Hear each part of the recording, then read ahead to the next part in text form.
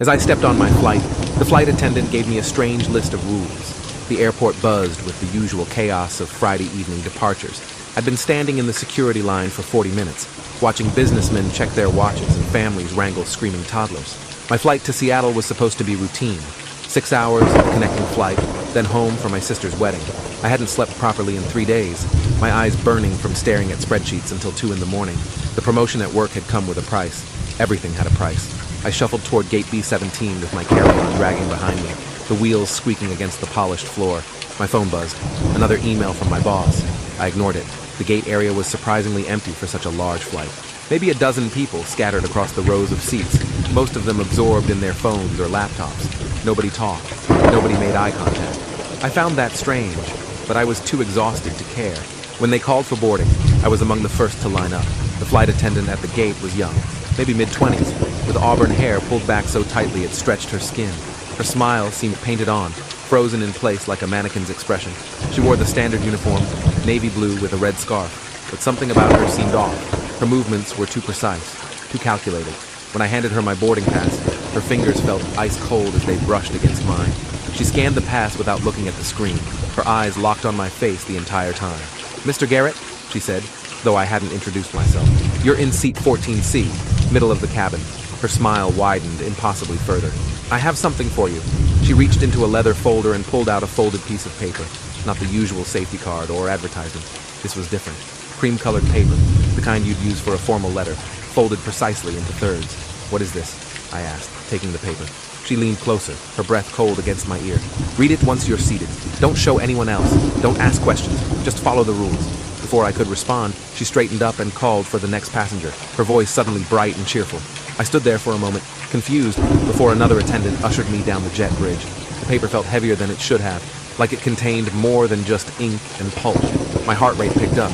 Something primitive in my brain was screaming at me to turn around, to walk away, to miss this flight. But logic prevailed. I'd paid for this ticket. My sister was getting married. I couldn't let some weird flight attendant spook me with a piece of paper. The plane's interior was dimly lit, the overhead lights casting yellow shadows across empty seats. The cabin smelled wrong. Not the usual mix of recycled air and cleaning chemicals, but something organic, metallic, like blood and copper. I found seat 14C and shoved my bag into the overhead compartment. The seats around me were empty. The entire middle section seemed deserted, actually, which was bizarre for a flight that was supposedly fully booked according to the gate agent. I settled into the middle seat, the armrests digging into my sides, and pulled out the folded paper. My hands were shaking. Why were my hands shaking? I unfolded it carefully. The handwriting was rushed, almost frantic, written in black ink that had bled through the paper in some places. Whoever wrote this had pressed down hard, desperate to make sure every word was legible. The title at the top made my stomach drop. Survival Rules for Flight 237. Read carefully. Your life depends on it. I almost laughed. This had to be a prank, some elaborate joke for a YouTube channel or a hidden camera show. I glanced around for cameras but saw nothing. The other passengers were boarding now, filing past me without a glance. Rule 1. Check the time on your phone immediately after reading this. All subsequent rules are time-based. You have approximately 4 hours until landing. Do not deviate from the timeline. I checked my phone out of curiosity. 9:47 p.m. The departure time matched my ticket. Fine. I'd play along. Rule 2. During the first hour, 9:47 p.m. to 10:47 p.m., do not speak to anyone. If someone tries to engage you in conversation, ignore them completely. Do not make eye contact.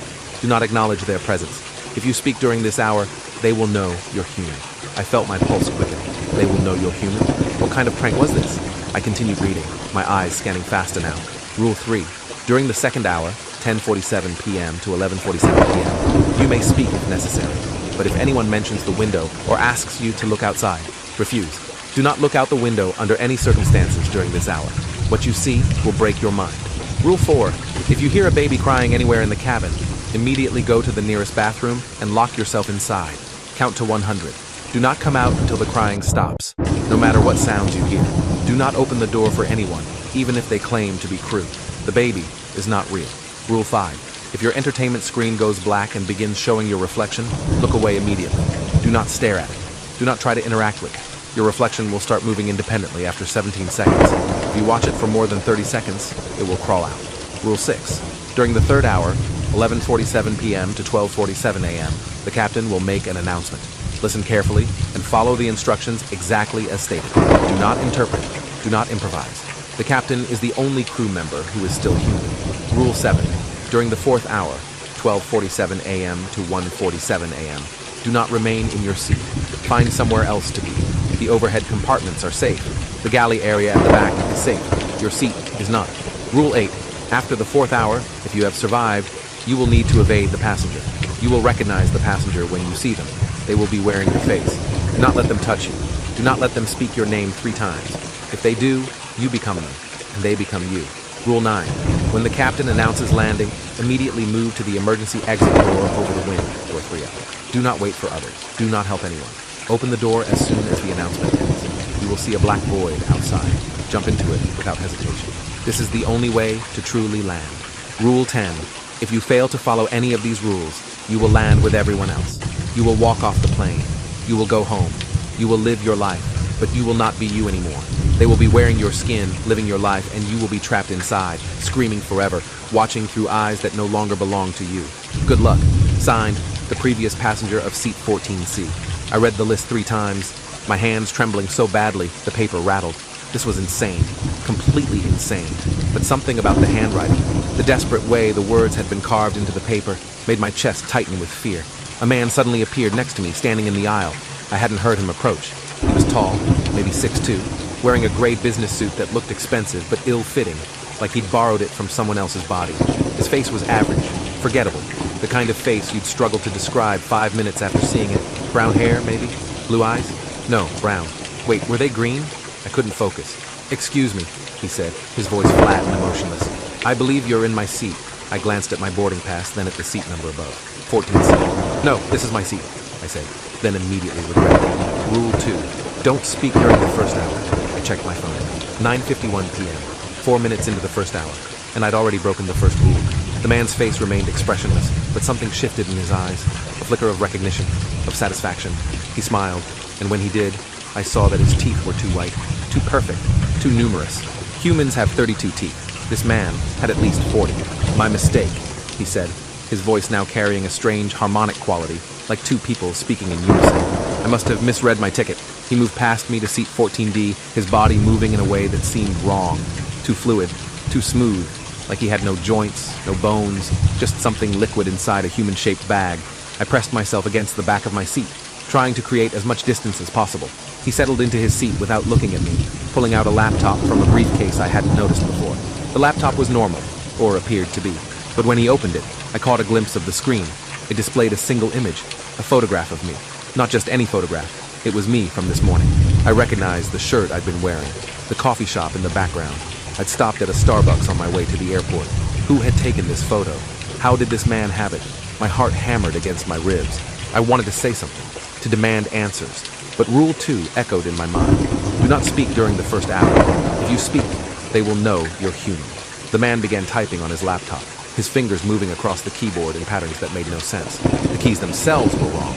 Instead of letters and numbers, they were marked with symbols I'd never seen before. Geometric shapes that hurt to look at, that seemed to shift and writhe when I tried to focus on them. I tore my eyes away and stared straight ahead. The plane was nearly full now. Passengers filled almost every seat, yet the cabin remained eerily quiet. No conversations, no rustling of bags, no crying children, just silence, broken only by the occasional footstep and the hum of the ventilation system. A flight attendant walked past, the same woman from the gate. She glanced at me, her painted smile still frozen in place, and winked. The gesture was wrong, too exaggerated, her eyelids staying closed for a full 3 seconds before snapping back open. I gripped the armrests and tried to slow my breathing. This was just anxiety, lack of sleep, stress from work. I was hallucinating, creating patterns where none existed. The paper in my lap was probably just some elaborate prank by the airline, a Halloween promotion or something. It was October, after all. People did weird things in October. The captain's voice crackled over the intercom. Good evening, ladies and gentlemen. This is Captain Reynolds. We'll be departing shortly for Seattle with an estimated flight time of 5 hours and 43 minutes. Weather looks clear. Sit back, relax, and enjoy your flight. The voice sounded normal, human. That was good. Rule 6 said the captain was the only crew member who was still human. Still human. The implication made my skin crawl. The plane began to move, backing away from the gate. I'd flown dozens of times before, but this time felt different. The taxi to the runway seemed to take forever, the plane crawling along the tarmac like it was reluctant to take off. Through the window across the aisle, I could see the airport lights. Other planes lined up, everything normal, everything fine. Then we turned onto the runway, and the engines roared to life. The acceleration pushed me back into my seat as we hurtled down the runway, faster and faster, until that moment of weightlessness when the wheels left the ground and we were airborne. My stomach lurched, not from the motion, but from the certainty that I'd just made a terrible mistake. I should have gotten off this plane. I should have listened to my instincts. The man next to me closed his laptop and turned to face me. His neck rotated a full 180 degrees, his body still facing forward while his head faced me completely. "You read the rules," he said. It wasn't a question. I didn't respond. Couldn't respond. My throat had closed up completely. Rule 2, don't speak. Don't acknowledge them. His smile widened further, stretching beyond the boundaries of his face, his lips reaching almost to his ears. "That's good. You're a fast learner. The last person in your seat, they spoke immediately, kept speaking, asking questions, demanding answers." He paused, his head tilting at an angle that would have broken a human neck. "They didn't make it past the first hour." I stared straight ahead, my fingernails digging into the armrests so hard I felt them crack. The man's head slowly rotated back to face forward, the movement accompanied by a wet, grinding sound. He reopened his laptop and resumed typing. I checked my phone. 10:03 p.m. 44 minutes left in the first hour. I could do this. I just had to stay quiet, follow the rules, and everything would be fine. But what if the rules themselves were part of the trap? What if following them was exactly what they wanted? A woman across the aisle caught my eye. She was maybe 60, gray hair cut short, wearing a floral dress that looked decades old. She was staring at me with an intensity that made my skin prickle. When our eyes met, she smiled and waved. I looked away quickly. Don't acknowledge them. Don't make eye contact. But in my peripheral vision, I could see her still watching me. Her head perfectly still, her hand frozen mid-wave. Minutes crawled by. The cabin remained silent, except for the drone of the engines. I tried to distract myself by reading the safety card in the seat pocket, but the illustrations were wrong. The figures depicted weren't quite human. Their proportions were off, their limbs too long, their heads too large. One illustration showed the emergency exit procedure, and the figure opening the door was clearly screaming, their mouth drawn as a black circle that took up half their face. I shoved the card back into the pocket. My phone showed 10:19 p.m. 28 minutes left. The man next to me suddenly spoke again, his voice now coming from directly behind me, even though he hadn't moved. "Do you know why they gave you the rules?" I bit my tongue, fighting the urge to respond. "It's not mercy," the voice continued, now coming from above me, from the overhead compartment. "It's entertainment. They want to see if you can follow simple instructions. Most can't. The fear makes them irrational, makes them break the rules." I squeezed my eyes shut. This wasn't real. None of this was real. "The record is 12 minutes, the voice said, now coming from my own mouth somehow, speaking with my voice even though my jaw was clenched shut. "A businessman, corporate type like you. He made it 12 minutes before he started screaming. Then we all knew, and we were so hungry." The voice stopped. When I opened my eyes, the man was sitting normally again, typing on his laptop, apparently ignoring me. But on his screen, I could see the image had changed. Now it showed me sitting in my seat, eyes wide with terror. The image was live. I was watching myself on his screen in real time. He was recording me, but I didn't see a camera anywhere. I checked my phone with shaking hands. 10:31 p.m. 16 minutes left. I could make it. I had to make it. A flight attendant appeared in the aisle, pushing a beverage cart. She was different from the one at the gate. This one was older, maybe 50, with bleached blonde hair and too much makeup. Her smile was just as wrong, though. Too wide, too constant. She stopped next to my row. "Would you like something to drink?" she asked, her voice sickeningly sweet. I shook my head without making eye contact. "Are you sure? You look thirsty? Your throat must be so dry. Don't you want to speak? Don't you want to ask me what's happening?" I kept shaking my head, staring at the seat in front of me. The flight attendant leaned closer, her breath smelling like formaldehyde and rotting flowers. "Just one word. That's all it takes. Just say water and I'll give you a drink. Just say help and I'll save you." My throat was actually dry now, my tongue feeling like sandpaper, but I pressed my lips together and refused to open them. The flight attendant straightened up, her smile finally fading. "Shame," she said, moving the cart forward. "I always enjoy the ones who talk." She continued down the aisle, offering drinks to other passengers. I noticed that nobody else was refusing. They all spoke to her, ordered drinks, engaged in brief conversations. Did that mean they weren't human? Or was I the only one who'd received the rules? I checked my phone again. 10:44 p.m. 3 minutes left. Almost through the first hour. I'd made it. I'd actually made it. The relief that washed over me was so intense I almost started crying. But then the baby started screaming. The sound came from somewhere behind me, a high-pitched wail that set my teeth on edge. But something about the cry was wrong. It was too loud, too perfect, like a recording played at maximum volume.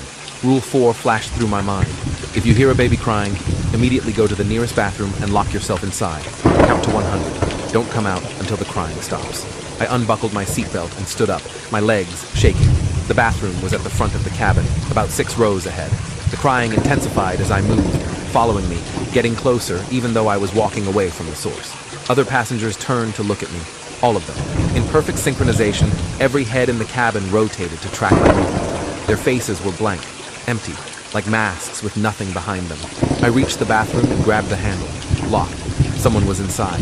The crying was right behind me now, so close I could feel hot breath on my neck. I pounded on the bathroom door, forgetting the rules, forgetting everything except the desperate need to get away from that sound. The door opened. The man inside was naked, his skin gray and mottled. He smiled at me with too many teeth and stepped aside. I threw myself into the tiny bathroom and slammed the door, locking it with trembling fingers. The crying stopped instantly. Silence. Complete, absolute silence. I leaned against the sink, gasping for breath, my heart racing so fast I thought it might explode. Then I remembered. Count to 100. I started counting in my head, forcing myself to breathe slowly. 1, 2, 3.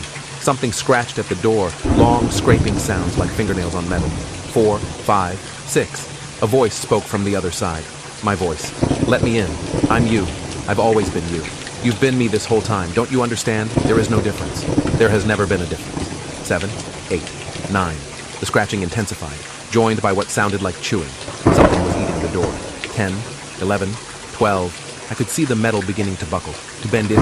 Whatever was outside was incredibly strong. 20, 21, 22. The lights in the bathroom flickered. In the mirror, my reflection moved independently, its mouth opening and closing, speaking words I couldn't hear. I looked away, remembering Rule 5. Don't stare at your reflection. 30, 31, 32. The door suddenly stopped moving. The scratching ceased. Everything went quiet again. I kept counting, not daring to stop. 50, 51, 52. My phone buzzed in my pocket. I pulled it out, breaking my count, and saw the time. 10:47 p.m. Exactly. A text message appeared from an unknown number. First hour complete. You may exit the bathroom. Second hour has begun. Remember Rule 3. I unlocked the door and peered out cautiously. The cabin looked normal. Passengers were reading, sleeping, watching their entertainment screens. The flight attendants were nowhere to be seen. I made my way back to my seat, avoiding eye contact with everyone. The man in 14D was gone. His laptop was gone. The seat looked like it had never been occupied. I sat down and buckled my seatbelt, my hands still shaking. I'd survived the first hour, but 3 more remained, each with its own dangers, its own rules to follow. Rule 3 for the second hour was clear. Don't look out the window if anyone mentions it. I glanced across the aisle at the window seats. The shades were all down, every single one. That seemed significant. A young woman suddenly appeared in the aisle next to me. She was maybe 25, wearing jeans and a university sweatshirt. She looked completely normal, more normal than anyone else on the plane. "Excuse me," she said, her voice nervous and very human. "I'm sorry to bother you, but I think I'm going crazy. Have you noticed anything weird about this flight?" I hesitated. The second hour had started. I could speak now. But was this a test? Like what? I asked carefully. Her eyes filled with tears. "The people, the crew, something's wrong with me. I've been watching and they don't blink. None of them blink. Not once." She was right. I hadn't noticed it consciously, but now that she mentioned it, I realized I hadn't seen anyone blink since boarding. "And the windows," she continued, her voice dropping to a whisper. "Have you looked outside? Have you seen what's out there?" Rule 3 screamed in my mind. "If anyone mentions the window, don't look outside under any circumstances." "No," I said firmly. "I haven't looked and I'm not going to." She grabbed my arm, her grip surprisingly strong. "You have to look. You have to see it. You have to understand what's happening. We're not flying to Seattle. We're not flying anywhere. I'm not looking," I interrupted, pulling my arm away. "And neither should you." Her face changed. The fear drained away, replaced by something cold and calculated. "You read the rules," she said, her voice no longer nervous. "That's disappointing. I was hoping you'd look. They always look when someone asks them to. The curiosity is too strong." She turned and walked away, her gait changing mid-step from human to something else, something that moved like a spider trying to imitate a person walking. I checked my phone. 10:52 p.m., 55 minutes left in the second hour. An older man across the aisle suddenly stood up and reached for the window shade. "Don't!" I shouted before I could stop myself. He paused, his hand inches from the shade, and looked at me. "Why not?" he asked. "I want to see how high we are. Just don't, please." He stared at me for a long moment, then smiled. "You're afraid of what's out there. That means you know. That means you're aware." He yanked the shade up in one quick motion. I looked away immediately, staring at the seat in front of me, but I caught a glimpse. Just a fraction of a second, but it was enough. Outside the window wasn't sky, wasn't clouds.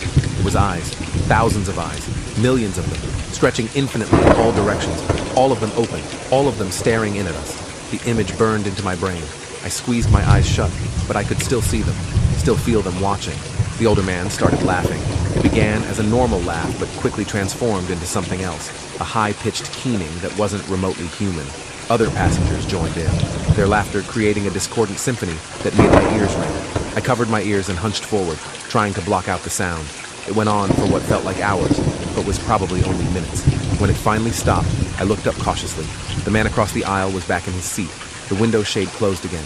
Everything appeared normal, but I knew I'd never forget what I'd seen. Never forget that we were flying through an ocean of watching eyes. My phone showed 11:03 p.m. 44 minutes left. I could make it. I had to make it. A flight attendant approached, the same one from earlier with the bleached blonde hair. She was pushing the beverage cart again, but this time I noticed something. The cart was full of drinks, but they were all the same. Identical glasses filled with dark red liquid that was too thick to be wine. "Would you like a drink?" she asked, stopping next to me. "No, thank you," I said, keeping my voice steady. "Are you sure? It's complimentary. Everyone gets one eventually." "I'm sure." She leaned down, bringing her face close to mine. "Do you know what it is? Do you know what we're serving?" I didn't respond. "It's condensed memory," she whispered. "Every thought you've ever had, every experience, every feeling, all compressed into liquid form. One sip, and you remember everything. Every version of yourself, every life you've lived, every reality you've existed in simultaneously." She straightened up. "But you're not ready for that yet, are you? You still think this is your first flight?" Before I could process that statement, she moved on down the aisle. My mind was reeling. Every life I've lived, every reality, what did that mean? I checked my phone obsessively now, watching the minutes crawl by. 11:17 p.m., 30 minutes left. The cabin lights suddenly dimmed, shifting to a soft blue glow that made everyone look corpse-like. The entertainment screens flickered to life simultaneously, all showing the same thing. A video of the plane from outside, shot from impossible angles. The camera perspective moved around the aircraft, showing it suspended in that void of eyes, mechanical and fragile and completely alone. Then the camera zoomed in on the windows, moving from one to another, showing the passengers inside. Most were sleeping, their faces slack and empty. A few were awake, staring at their screens with expressions of absolute horror. The camera stopped at my window. At me. I was staring at myself on every screen in the cabin, watching my own face go pale as I realized what this meant. The video was live. Something was outside right now, filming. I looked at my entertainment screen. It was off, dark, showing nothing but my reflection. Then my reflection blinked. I hadn't blinked. Rule 5 crashed into my consciousness. If your entertainment screen goes black and shows your reflection, look away immediately. Your reflection will start moving independently after 17 seconds. If you watch for more than 30 seconds, it will crawl out. I've been staring for maybe 10 seconds. I tore my eyes away and focused on the seat back instead, but I could see the screen in my peripheral vision. My reflection was moving now, tilting its head, raising its hand to press against the inside of the screen like someone trapped behind glass. I counted in my head. 19, 20, 21. A crackling sound came from the screen, like ice breaking. 25, 26, 27. I could see fingers beginning to push through the screen, the surface bulging outward like stretched membrane. 29, 30. I grabbed my phone and held it up, using the camera to check the screen without looking directly at it. The reflection was halfway out, its torso emerging from the screen, arms reaching forward. But at exactly 30 seconds, it froze. Then, like a video played in reverse, it was sucked back into the screen, which went completely dark. I let out a breath I hadn't realized I was holding. Another rule followed successfully, but my nerves were shredded. How many more tests could I pass before I slipped up? I checked the time. 11:34 p.m., 13 minutes until the third hour. My body ached from tension. My throat was raw from holding back screams. I wanted nothing more than to curl up and close my eyes, to pretend this wasn't happening, but I couldn't. The moment I let my guard down would be the moment they got me. A child appeared in the aisle, a little girl, maybe 7 years old, wearing a white dress covered in red stains. She walked slowly down the aisle, her feet making no sound against the carpet. When she reached my row, she stopped and looked directly at me. "Are you my daddy?" she asked, her voice sweet and innocent. "No," I said firmly. "Will you help me find my daddy?" "No." Her face crumpled, tears rolling down her cheeks. "Please, I'm scared. I can't find him anywhere. Everyone here is wrong. Everyone here is pretending, but you're real. I can tell you're real. Please help me." Every instinct screamed at me to comfort this child, to help her. But I thought of Rule 4. The baby is not real. If a child could be fake, so could this girl. "I can't help you," I said, my voice cracking. "I'm sorry." She stared at me for a long moment, tears still flowing. Then she smiled, and her teeth were all black, rotted, and broken. "You're smart," she said in a completely different voice, deep and masculine. "Smarter than most. That will make it so much sweeter when you finally break. She turned and walked away, her body shifting with each step, growing taller, more angular, until she didn't resemble a child at all anymore. I checked my phone with shaking hands. 11:47 p.m. The third hour was beginning. Rule 6. During the third hour, the captain will make an announcement. Listen carefully and follow the instructions exactly. Don't interpret. Don't improvise. I waited, every muscle in my body tense. The intercom crackled to life. Good evening, passengers. Captain Reynolds' voice, but something was different. He sounded strained, frightened. I need everyone to listen very carefully to what I'm about to say. In exactly 3 minutes, the cabin pressure will drop. Do not put on the oxygen masks. I repeat, do not put on the oxygen masks. They are not filled with oxygen. A pause. Heavy breathing. When the pressure drops, stay in your seat. Do not move. Do not stand. Do not try to help others. Close your eyes and count to 100. If you open your eyes before you reach 100, you will see them in their true forms, and that sight will destroy your sanity. Another pause, longer this time. After you finish counting, the pressure will normalize. The person sitting next to you will have changed. Do not acknowledge this. Do not comment on it. Pretend everything is normal. This is critical. If you acknowledge the change, you will take their place, and they will take yours. The captain's voice broke. I'm sorry. I'm so sorry. I didn't know what I was signing up for. I thought it was just a job. I thought... The intercom cut off with a sharp click. The cabin lights turned red. A warning alarm began to blare. I gripped my armrests and closed my eyes, beginning to count. 1, 2, 3. The pressure change was immediate and violent. My ears popped painfully. The air felt thin, too thin, like trying to breathe at the top of a mountain. 10, 11, 12. I heard the oxygen masks drop from the overhead compartments, the sound of plastic rattling against metal. 20, 21, 22. Someone screamed. A raw, primal sound of absolute terror, then another scream, and another. Soon the entire cabin was filled with screaming. 30, 31, 32. The screaming changed. It wasn't just fear anymore. It was pain, agony, the sound of people experiencing something beyond human comprehension. 40, 41, 42. Something heavy fell in the aisle next to me. I heard wet, tearing sounds, chewing. 50, 51, 52. The screaming stopped abruptly, replaced by a sound that was worse, whispering. Thousands of voices whispering in unison, saying words I couldn't understand in a language that predated human speech. 60, 61, 62. Something touched my hand, fingers, cold and slick, wrapping around mine. I kept my eyes closed, kept counting. 70, 71, 72. The fingers tightened, nails digging into my skin, drawing blood, but I didn't react, didn't open my eyes. 80, 81, 82. A voice whispered directly in my ear. Open your eyes, just a peek, just 1 second. Don't you want to know what's really happening? 90, 91, 92. We can end this. We can let you go. All you have to do is look, just look. 98, 99, 100. I opened my eyes. The cabin was normal. Passengers in their seats. No blood, no bodies, no chaos. But the man sitting next to me in 14D was different. He was older now, maybe 60, with white hair and weathered skin. He wore different clothes, a polo shirt and khakis. He smiled at me pleasantly.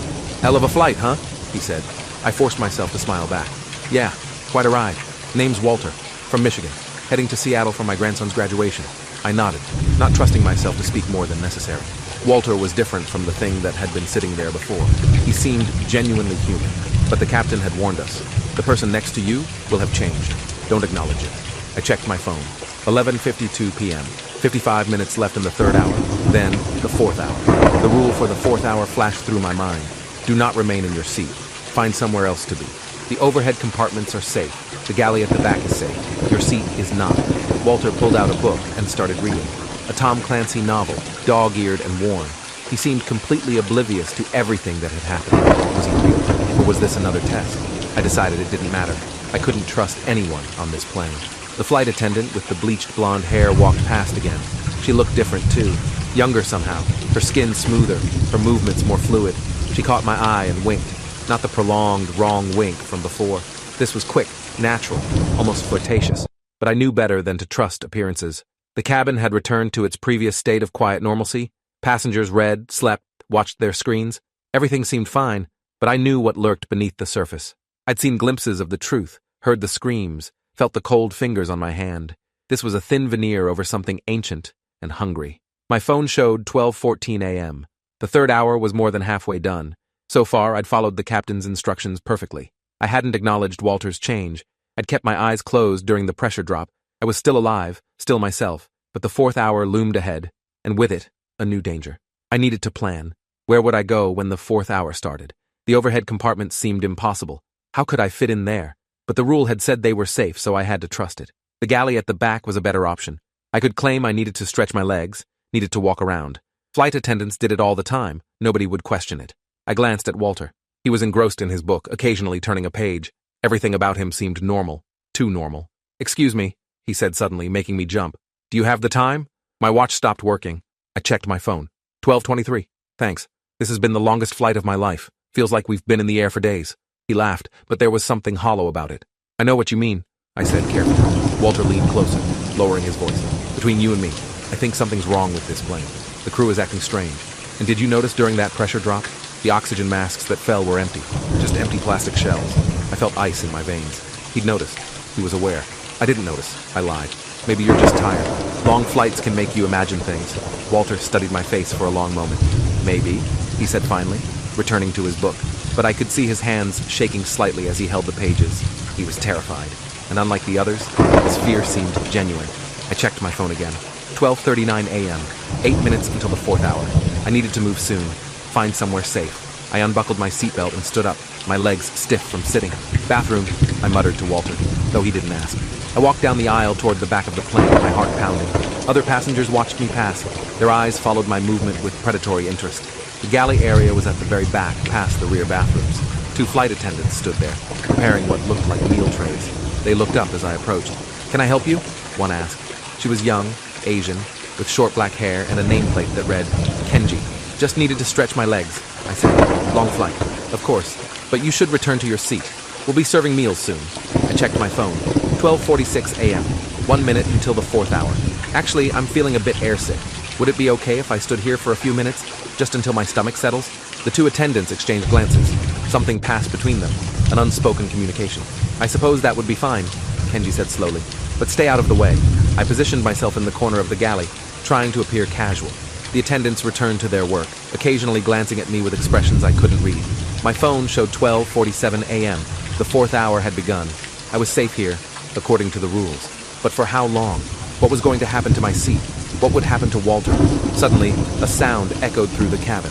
A scream, high-pitched and terrified, coming from somewhere in the middle section, right where I'd been sitting. The attendants didn't react. They continued preparing trays as if nothing had happened. The scream cut off abruptly, replaced by a wet, crunching sound that made my stomach turn. More sounds followed, breaking, tearing, the unmistakable noise of something being consumed. I pressed myself against the wall, trying to make myself as small as possible.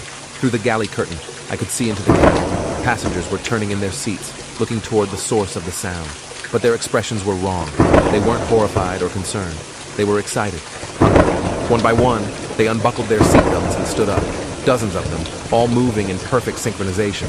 They filed into the aisles and began walking toward the middle section, toward row 14, toward my empty seat. I watched in horror as they crowded around it. I couldn't see what they were doing, but I could hear it. Slurping, chewing, satisfied moans. They were feeding on something, or someone. Walter, the man who'd taken the place of the creature that had been sitting next to me. The man who'd seemed so human, so real. They were eating him, and it was my fault. If I'd stayed in my seat, it would have been me. The rules had saved me, but at what cost? The feeding frenzy lasted maybe 5 minutes. When the passengers finally dispersed, returning to their seats, the area around row 14 was spotless. No blood, no remains. No evidence that anything had happened. It was as if Walter had never existed. I felt sick, dizzy. The attendants in the galley were watching me now, their faces expressionless. "You knew," I said, my voice barely a whisper. "You knew what would happen." "We know many things," Kenji said, "but knowledge without action is meaningless. You acted. You followed the rules. That's all that matters." "What was it?" I asked. The man sitting next to me, Walter, the other attendant, an older woman with gray hair, smiled. "He was a choice, a sacrifice. Every seat needs a body. If you leave your seat during the fourth hour, something must take your place. Walter took your place, and now he served his purpose. He was real," I said, anger replacing fear. "He was a person. Was he?" Kenji tilted her head. "Or was he just what you needed him to be? A convenient replacement, a placeholder. We create what we need in the moment, and then we consume it. That's the nature of this flight. That's the nature of everything." I wanted to argue, to rage against the casual cruelty of it all. But what would be the point? These weren't people. They were something else, something that wore humanity like a costume. My phone showed 1:03 a.m., 44 minutes left in the fourth hour. Then Rule 8 would apply. After the fourth hour, you will need to evade the passenger. You will recognize the passenger when you see them. They will be wearing your face. The thought made my blood run cold. Something wearing my face. Something that would chase me. I needed a plan. The galley offered limited protection. It was open, visible. If something was hunting me, I'd be exposed. But where else could I go? The overhead compartments. The rule had said they were safe, but how could I possibly climb into one? They were small, cramped, meant for luggage. As if reading my thoughts, Kenji spoke. The compartments expand, she said, when you need them to. Time and space are flexible here. Surely you've realized that by now. I had realized it, though I'd been trying not to think about it. The flight was supposed to be 6 hours, but it felt like we'd been in the air for days. The cabin seemed to stretch and contract, distances changing based on some logic I couldn't comprehend. How do I survive the rest of the flight? I asked. Kenji shrugged. Follow the rules. That's all anyone can do. The rules exist for a reason. They're the only thing keeping you tethered to yourself. And if I fail, then you land with everyone else. You walk off the plane. You go home. But it won't be you anymore. You'll be one of us, wearing your skin, living your life, and the real you will be trapped inside, screaming forever. The same warning from the rules. Eternal imprisonment in my own body. I couldn't let that happen. I checked my phone. 1:18 a.m. 29 minutes left. I noticed something strange. Other passengers had started leaving their seats. Not all at once, but gradually. One here, two there. They walked to the bathrooms, stood in the aisles, gathered in small groups. They were moving, restless, like animals before a storm.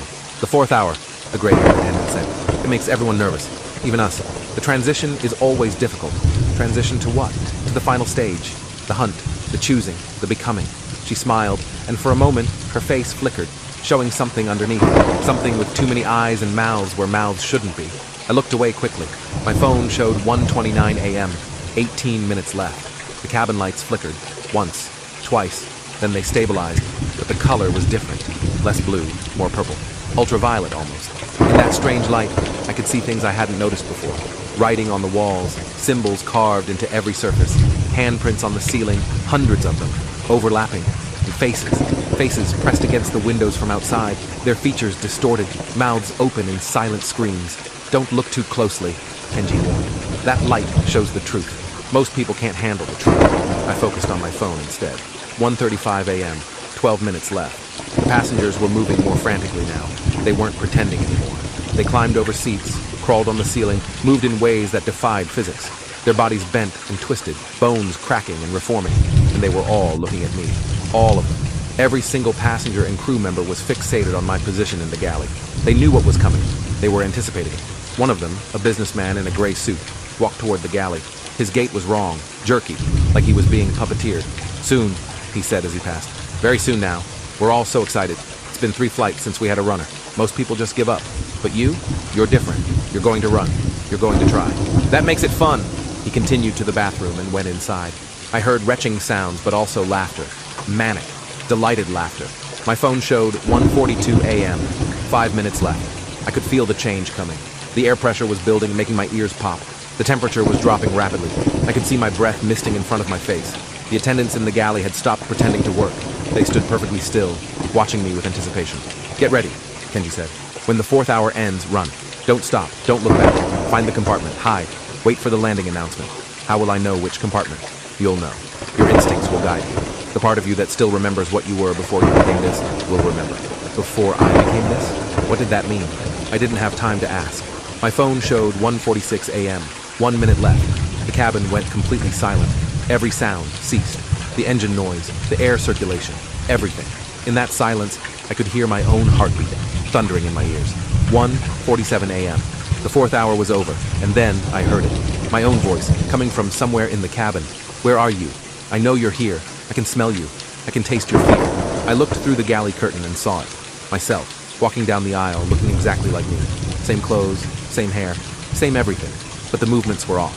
Too smooth, too precise. And the eyes. When the light caught them, they reflected like an animal's eyes, glowing with an internal fire. There you are, it said, those glowing eyes locking onto mine. I've been waiting for you. We're going to have so much fun.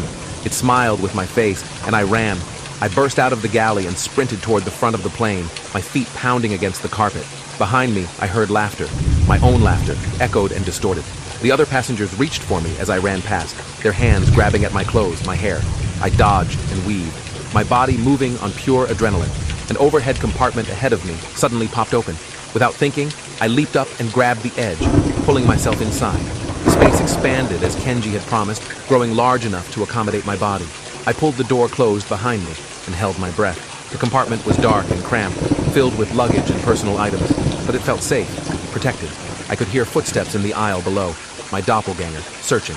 Come out, wherever you are," it sang in my voice. "You can't hide forever. Eventually you'll get tired, you'll make a mistake, and I'll be waiting." The footsteps paused right below my compartment. "I know you're close. I can feel you. We're connected, you and I. Two sides of the same coin. When you become me, you'll understand. You'll see how much better it is on this side. No fear, no pain, no doubt. Just existence. Pure, eternal existence." The footsteps moved on. I waited, counting seconds in my head. 5 minutes passed, then 10. The cabin below had returned to its eerie quiet.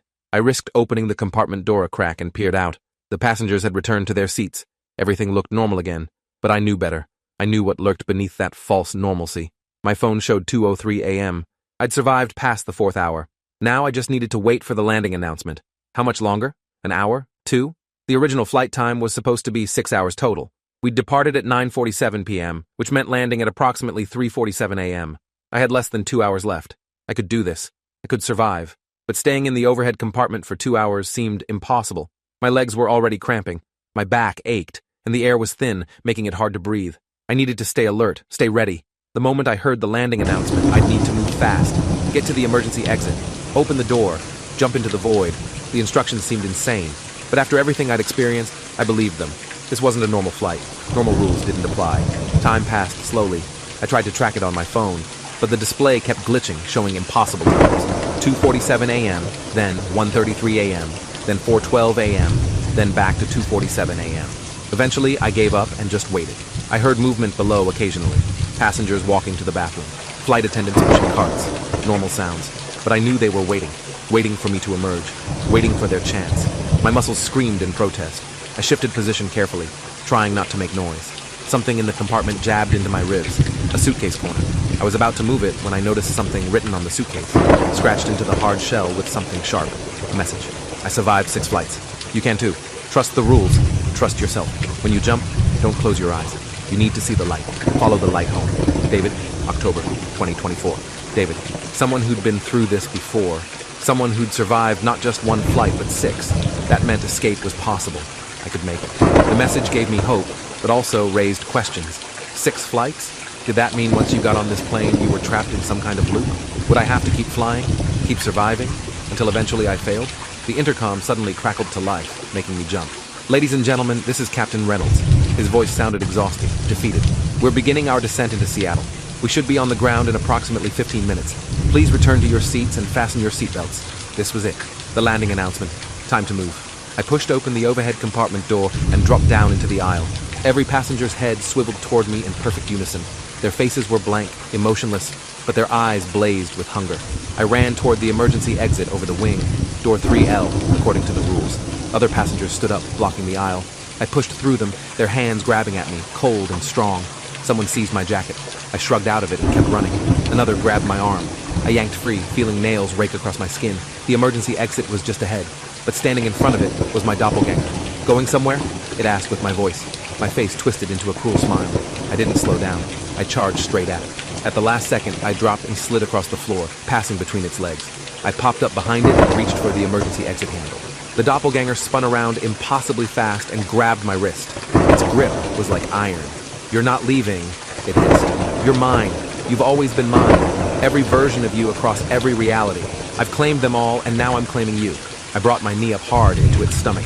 It didn't flinch, didn't even seem to feel it, but the surprise of the attack made it loosen its grip slightly. I twisted free and yanked the emergency exit handle. An alarm blared. Warning lights flashed. The door swung open, and instead of the night sky or the ground rushing up, there was only void. Pure, absolute blackness. No stars, no light, nothing. "Jump!" Captain Reynolds' voice came over the intercom. "Jump now! Don't hesitate!" My doppelganger lunged at me. I jumped. The void swallowed me instantly. No sensation of falling, no wind, no sound, just darkness, pressing in from all sides. I couldn't breathe, couldn't think, couldn't exist. Then I saw it, a pinpoint of light in the distance. David's message, "Follow the light home." I swam toward it, though I had no body to swim with. The light grew larger, brighter, until it was blinding, and then I was through. I gasped, sucking in air, my lungs burning. I was lying on cold concrete, airport terminal floor. People were walking past, wheeling luggage, talking on phones. Normal people, living normal lives. I looked up at the departures board. Seattle-Tacoma International Airport, 6:23 a.m. I'd made it. I'd survived. My phone buzzed. A text from an unknown number. Congratulations on completing Flight 237. Your next flight is in 3 days. Gate C12. You cannot refuse. You cannot run. See you soon. Management. I stared at the message, my blood turning to ice. 6 flights, David's message had said. I'd only completed 1. 5 more to go. 5 more nights of horror. 5 more chances to fail. And if I succeeded, what then? Freedom or something worse? I didn't know. But as I stood up and walked through the airport, I felt them watching. The other passengers from Flight 237, they were everywhere. Working security, serving coffee, cleaning floors, all wearing human faces, all waiting. This wasn't over, it had only just begun. Thanks for watching till the end. Make sure to subscribe and like to not miss the next story.